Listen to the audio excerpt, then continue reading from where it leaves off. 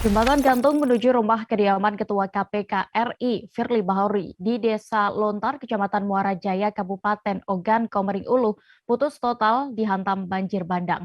Jembatan gantung ini merupakan jalan yang biasa dipakai oleh masyarakat karena merupakan jalan terdekat menuju kawasan desa seberang. Jembatan legenda ini kini putus total, disapu banjir dan hanya menyisakan kawat seling saja. Kabar selengkapnya akan disampaikan rekan wartawan dari sripoku.com. Ada Leni Juwita yang kini sudah terhubung bersama kami. Halo Leni. Halo Dea, Leni, dengan putusnya jembatan gantung ini, apakah ada jalan alternatif lain menuju ke desa kawasan seberang? baik Dea. Jembatan yang putus ini memang merupakan jembatan legenda karena selama ini dipakai masyarakat untuk menyeberang ke kawasan seberang, desa seberang maksud kami. Memang ada jembatan permanen, jembatan desa, namun harus memutar, jadi jarak tempuhnya lebih lama dibandingkan apabila melewati jembatan gantung itu dia. Kemudian perlu kita informasikan bahwa jembatan ini dikatakan legenda karena dulunya satu-satunya jembatan ini, jembatan gantung ini yang semasa kecilnya Pak Komjen Firly Bahuri, Ketua KPK RI itu, sekolahnya melewati jembatan itu dari SD sampai SMP. Dia biasa berjalan kaki melewati jembatan itu, begitu. Kemudian selain jembatan jembatan alternatif, sebenarnya saat ini sedang dibangun jembatan permanen. Jembatan permanen yang posisinya pas ada di samping jembatan putus. Namun kondisinya masih pekerjaannya masih cukup lama, diperkirakan baru 40%. Diperkirakan akhir Desember atau Januari baru selesai. Solusinya pemerintah akan mendorong supaya dilakukan percepatan pekerjaan pembangunan jembatan ini agar bisa lalu lintas ke desa seberang itu normal kembali, begitu deh. Oke, rekan Leni, selain jembatan yang menuju kampung halaman Ketua KPK Firly Bahuri ini, apakah ada fasilitas umum lain yang terdampak dari banjir bandang yang melanda? Baik deh, memang banjir bandang ini kali ini memang cukup besar, walaupun waktunya itu cepat. Namun dampaknya itu sangat berpengaruh. Ada beberapa fasilitas umum, jembatan gantung itu ada 2, kemudian ada jembatan permanen di desa Gunung Meraksa, itu juga mengalami putus total. Selain itu ratusan rumah terendam, fasilitas umum seperti masjid, balai desa juga terkena dampak dari banjir bandang kali ini, begitu deh. Oke, lalu apakah banjir serupa ini juga sudah sempat pernah terjadi atau ada sebab lain? Betul deh. Banjir bandang ini pernah terjadi pada tahun 1982.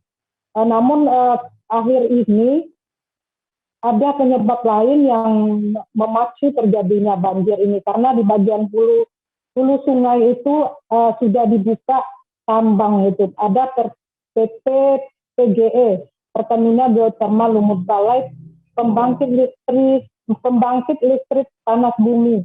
Nah, dengan dibukanya pembangkit listrik panas bumi ini, kawasan sekitar itu sudah menjadi terbuka karena tidak ada akses jalan. Jadi hutan-hutan lindung yang tadinya dipertahankan ini sudah dibuka oleh masyarakat. Ini sudah dirambah menjadi kebun-kebun, kebun kopi dan tanaman lainnya, sehingga daerah ini sudah menjadi gundul dan tandus. Akibatnya apabila terjadi hujan yang cukup deras akan berdampak pada terjadinya banjir di bagian hilirnya. Nah, ini pemerintah sudah akan berkoordinasi dengan pihak-pihak yang berkait untuk mengatasi hutan yang gundul ini, begitu Dea. Baik, Tribuners, tadi rekan Leni juga sudah berhasil melakukan wawancara bersama PLH Bupati Oku, kemudian juga Ketua DPRD Oku dan Kapolres Oku. Berikut kami tampilkan selengkapnya. Baik, terima kasih. Di malam kita dikejutkan ada curah hujan yang tinggi ya, sehingga ada banjir bandang terutama berdampak ke Kecamatan Muara Jaya ini yang paling besar. Tadi kita lihat salah satunya ada di Desa Lontar, ada jembatan gantung yang putus, tapi kita bersyukur karena di samping itu ada juga jembatan permanen yang akan segera diselesaikan dari pemerintah provinsi dan dari pusat juga. Jadi kita harapkan masyarakat bersabar untuk yang di Lontar. Kemudian yang di sini di Lubuk Tupa ini kita lihat ada lebih kurang 15-20 meter yang kayu di jembatan gantung ini yang lepas, dan kita sudah minta ke dinas terkait, dinas teknis untuk kita bantu perbaikan, dengan harapan juga bisa dibantu masyarakat untuk bergotong royong sehingga dalam minggu ini kita harapkan bisa normal kembali untuk jembatan yang ini. Saya kira itu terhadap masyarakat yang terdampak sudah dibantu. Tadi ini ada Pak Kapolres, dan juga didampingi Bapak Ketua DPRD, ada dari mewakili Pak Dandim. Artinya kita sudah membantu dan mengharapkan masyarakat bersabar. Ini kita terus prihatin dan tetap waspada karena kita tidak bisa prediksi cuaca ke depan. Dengan demikian kita berharap kejadian ini cukup sampai di sini sehingga kita bisa normal kembali kehidupan masyarakat. Ini yang saya informasi dapat dengarnya itu sudah ada sampai 660 kakak. Artinya itu ada penduduk luar yang datang. Mestinya tidak diperkenankan. Meskipun pemerintahan Pak Jokowi memperbolehkan hutan lindung itu dialihfungsikan untuk digarap oleh masyarakat. Tetapi yang dimasukkan itu adalah penduduk asli. Bukan artinya dimobilisasi dari tempat yang lain. Dan ini sudah berlanjut sangat lama. Dari tahun era 80-an. Nah, mungkin mudah-mudahan yang kita ada di saat ini, apa yang kita sampaikan ini didengar oleh pemerintahan provinsi. Dan saya pun sudah sangat sering sekali menegaskan bahayanya. Karena tahun 82 pernah banjir sampai menyisir kampung dusun yang di Batanghari, Ulak Pandan, yang sampai sekarang kita kenal ada hunian dusun baru kan. Itu dampak daripada banjir bandang. Untuk itu kalau bisa kita tertibkan, artinya meskipun pemerintah pusat mengatur, ya mestinya penduduk asli yang bisa menggarap itu.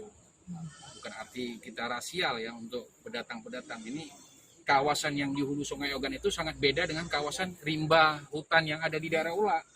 Kalau di daerah Ulak itu kan seperti peninjauan, mau dirambah sampai ke rimba-rimbanya itu nggak ada masalah karena tidak ada pengaruh ke sungai. Hidrologi Sungai Ogan ini. Mungkin itu Pak PLH nanti kita sampaikan dengan pemerintahan pusat. Terima kasih. Itu.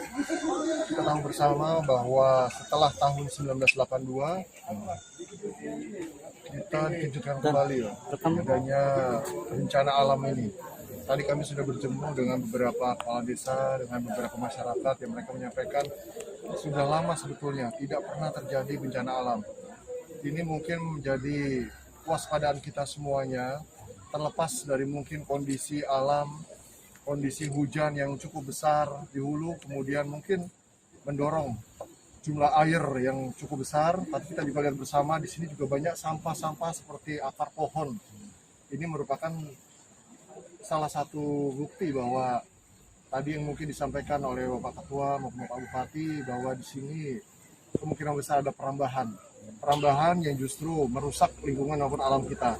Tentunya nanti kita juga dari Polres Ogan Komering Ulu, kami juga akan mengecek jangan sampai nanti di kawasan hutan lindung kita ada perambahan hutan atau sampai ada terjadinya illegal logging. Namun sekali lagi kami berharap kepada masyarakat yang ada tinggal di wilayah pesisir dari Sungai Ogan ini, mungkin dalam beberapa periode ini agar waspada dan berhati-hati. Jangan lupa subscribe, share, komen, dan like ya.